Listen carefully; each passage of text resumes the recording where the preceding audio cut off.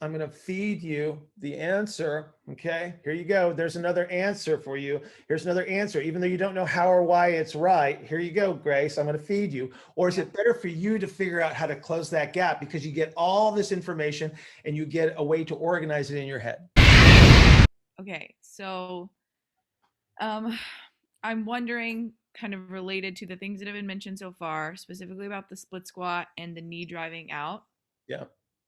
related to some of my experience now, I am experiencing, well, and rightfully so, some hesitancy in coaching because I'm aware that the model to which I was coaching exercises um, is not the way I would like to see now in terms of compression and expansion with movement. Yeah. And so I am I'm wondering if it is possible to indeed overcoach a movement to get it to look a certain way, but you're actually not achieving the relative position that we're looking for. So is it more a question of like if you can put them in the position and they can get there to the look with some ease, you don't have to like fight them to get there, then that's a good sign they have relative motion. I mean, coaching aside, whether you coach them well into the position is another argument or Right. another discussion, Right. with the right cues, needing intent, and whatever. But is it better to just not overcoach? Just like, all right, you can't get the requisite position. That's not the right exercise selection choice or positional choice for you right now, and then understand the why. If you're perceiving yourself as overcoaching someone, then it's probably too hard,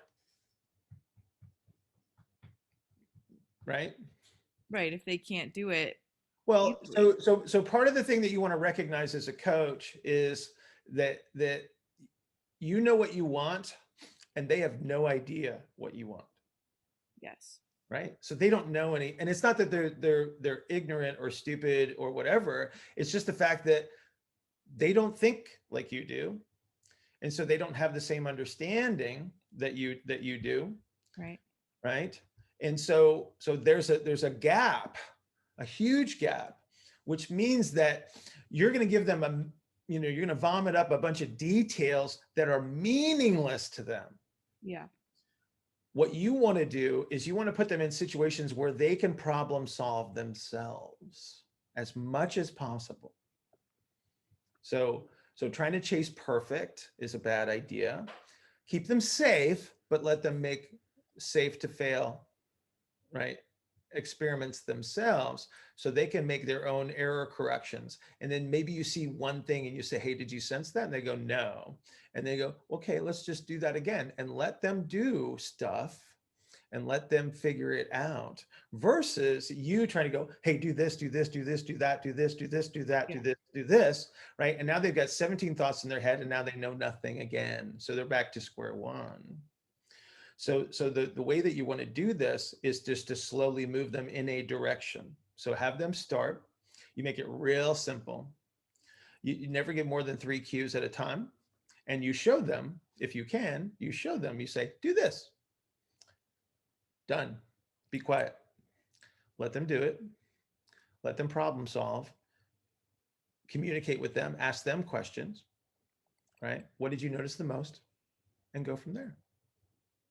Problem solve what if they don't know what they're solving or what they're moving They towards? saw what you did and they have an understanding of what you told them. Okay.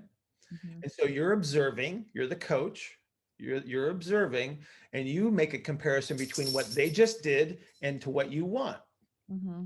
What's the next thing that closes that gap between what you want and what they think they should do or what they're capable of?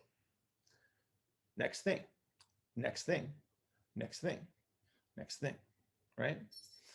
The problem that you run into as a younger coach is you think you know what you want, and you might be right. I mean, I'm not taking that away from you. You think you know what you want, and you want to get everything all at once because you want so desperately for your client to be successful, right? But you got to Yes. redefine what successful is. Successful is getting better. Successful is not a perfect execution of a split squat, right? You have to move them towards better. Yeah. That's the goal, right? Totally. The goal is not the perfect split squat. The goal is it better than it was last time? Is this rep better than the last rep? Is this set better than the last set? Right? And better is relative to the intent of your exercise selection choice, not the execution of the movement. Yeah, eventually, so here's Grace's representation of a perfect split squat. Here's what the client just did, Yeah. right? First rep, first set, next set, next set, next set, next set. So eventually it's going to be this close, right? So this is your representation. Here's what they just did. Now you got to go, hey, you know what? We got to tighten this up, right? You're really close. We got to tighten this up. Like you're this close, right? Now you can be very particular because they've accumulated all this understanding up to this point. They have sensations, they have language that they now understand, right? And so when you're there, now you got to get tight with them. You see the difference? Yeah. Let people make mistakes. How do you learn something? Do you learn best? Hang on. Do you learn best by struggling a little bit, like trying to hold two ideas in your head like you did on Monday, right? Or if somebody says, here, Grace, I'm going to feed you the answer. Okay, here you go. There's another answer for you. Here's another answer. Even though you don't know how or why it's right, here you go, Grace, I'm going to feed you. Or is it better for you to figure out how to close that gap because you get all this information and you get a way to organize it in your head? Totally. Second. Exactly. So let your clients be the same way. They're in the same boat.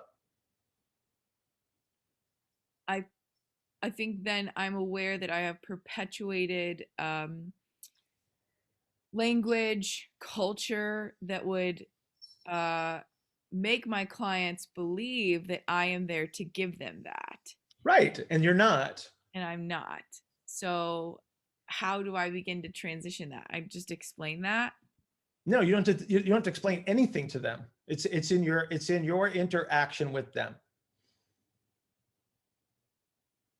Okay.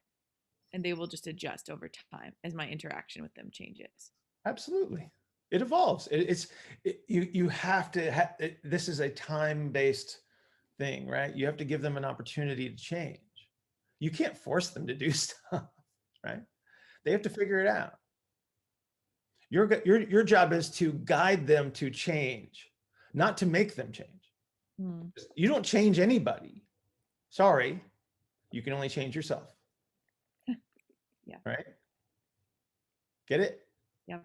Yeah. And you haven't screwed up anything, right? You're learning and evolving just like they are.